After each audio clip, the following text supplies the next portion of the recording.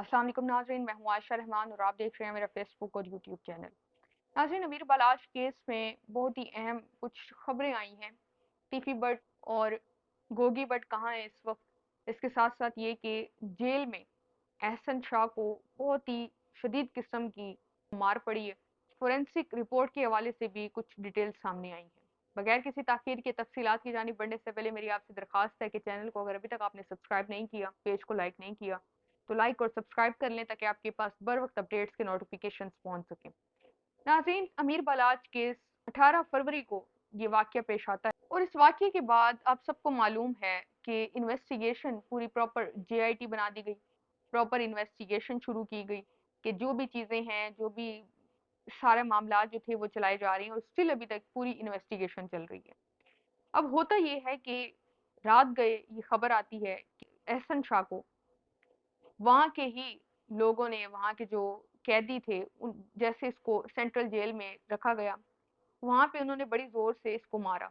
इतना मारा कि इसको खूनो खून कर दिया। आखिरकार इसको वहाँ से शिफ्ट करना पड़ा कोट लखपत जेल। बताया ये जा रहा है कि वहाँ पे यही बात की गई कि वो दोस्त जिसने इसकी जिंदगी बनाई, इसके लिए सब कुछ किया, इसको हर चीज फराम की, इसके अपने भाई जो इसको अपने किसी मामलात में शामिल नहीं करते थे, अमीर बलाज ने इसको हर चीज में शामिल किया और इसने अपने दोस्त के साथ ही गद्दारी की।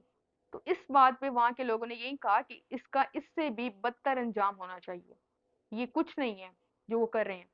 इसके साथ साथ नाज़रीन ये कि जब अमीर अब दो डेड बॉडीज के हवाले से बातें हो रही हैं, असले के हवाले से, तो जब अमीर बलाच का कत्ल हुआ था तो कत्ल के टाइम अमीर बलाच की डेड बॉडी भी और मुजफ्फर की दो डेड बॉडीज थी।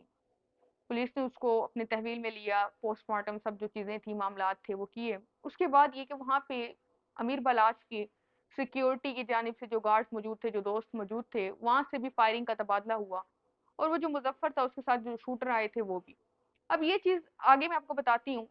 अब सबसे पहले मैं आपको ये बताऊँ, पुलिस बार बार यही चीज़ें कंफर्म कर रही है कि गोगी भट्ट जो था वो यहाँ पे मौजूद था जब ये कत्ल हो रहा था और मजीद दो और लोग भी शामिल थे जो फिर वो फरार हो गए और गोगी भट्ट फिर वहां से फरार हुआ और फिर मुल्क से ही फरार हो गया। जैसे मैंने आपको बताया कि वहां पे होल पड़े थे, फायरिंग हुई, असला था, पुलिस ने असला को भी अपनी तहवील में लिया और उन होल को भी। अब पुलिस ने उसको फोरेंसिक के लिए भिजवा दिया लेकिन ताहाल अभी तक फोरेंसिक की रिपोर्ट नहीं आई। फोरेंसिक की जैसे रिपोर्ट आएगी, ये रिपोर्ट इतनी अहम रिपोर्ट है, इसके बाद केस को एक और डायरेक्शन मिलेगी कि किस असले से किस तरह से गोलियां चली, कौन सी गोली किसको लगी और किस असले से लगी। फोरेंसिक की रिपोर्ट अभी ताहाल आना बाकी है। अब नाजरीन, तीफी बट और गोगी बट का फिलहाल कोई पता ही नहीं है। तीफी बट मेन कल्प्रिट है इस केस में जो नॉमिनेट किया गया है। इसके साथ साथ ये कि तीफी गोगी बट जो है उसका भी ताहाल कुछ मालूम नहीं है। तीफी बट के हवाले से ये कहा जा रहा है, जो खबरें मौसूल हो रही हैं, कि वो दुबई से वहां से चला गया और यूके पहुंच चुका है। पुलिस की प्रेस कॉन्फ्रेंस के हवाले से मैंने आपको गुज़िश्ता कुछ वीडियोस में बताया था कि पुलिस बड़ी एक अहम प्रेस कॉन्फ्रेंस करने लगी है, लेकिन पुलिस ने ताहाल कोई प्रेस कॉन्फ्रेंस नहीं की। वो प्रेस कॉन्फ्रेंस भी डिले का शिकार है। अब ये देखना बाकी है कि पुलिस ये क्यों इतनी डिले का शिकार है, कब प्रेस कॉन्फ्रेंस होगी, कब सारी ये जो मामलात हैं ये कब मुकम्मल होंगे। मजीद ये कि गोगी और तीफी बट का जो बताया जा रहा है कि उनको गिरफ्तार किया जाएगा, वो सारा अभी मामलात भी प्रोसेस में है। इसके साथ साथ एक और खबर भी चली थी कि इनको इश्तिहारी मुल्जिमान करार दे दिया गया है, गोगी भट्ट और तीफी को। लेकिन इसमें कोई सच्चाई नहीं है, कोई प्रॉपर अदालत से कोई नोटिफिकेशन नहीं आए, इस तरह के कोई मामलात नहीं हुए। तो इस अमीर बलाच केस में अब तक की ये अपडेट्स थी। एहसन शाह को बड़ी जोर की मार पड़ी, आखिरकार उसको दूसरी जेल शिफ्ट करना पड़ा और ये सारी चीजें फोरेंसिक की रिपोर्ट आनी है, बाकी कुछ अहम रिपोर्ट्स हैं। मजीद चीजें सामने आएंगी तो पता चलेगा और मजीद इस केस के हवाले से कुछ और डेवलपमेंट्स होंगी।